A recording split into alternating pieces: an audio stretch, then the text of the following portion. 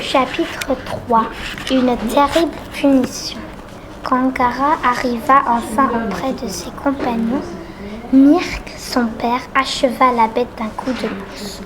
Le bison s'effondra lentement tandis que son sang se répandait sur le sol.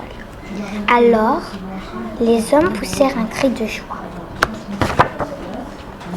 Puis le décapage commença. Personne n'avait adressé la parole à Gara. Imorg, le plus ancien chasseur de la tribu, était le plus habile à défaire les bêtes.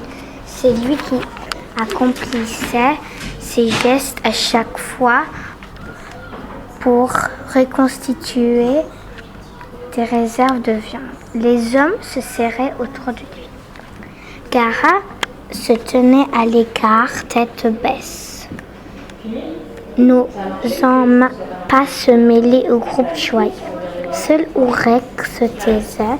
De temps à autre, Gara croisait son regard et dans ses yeux de son ami, malgré l'excitation de la première chasse, lisait une tristesse semblable à celle qu'il ressentait.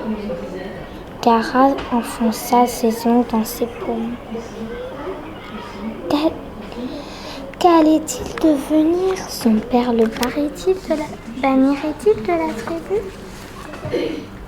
Le jeune garçon avait entendu raconter par Imorg l'histoire de telle punition, et il frémissait à la pensée que non, ce n'était pas possible.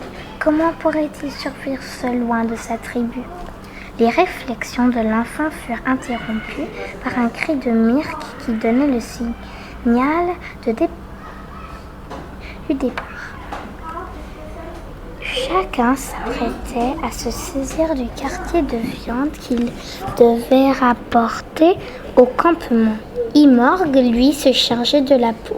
Gara s'avança pour prendre sa part du fardeau, mais son père l'écarta fermement du bois de semence, sans même le regarder. Le cœur de Gara se défit lentement. C'était fait, il n'existait plus. Il n'avait plus de Gara, personne ne le voyait, personne ne le verrait plus.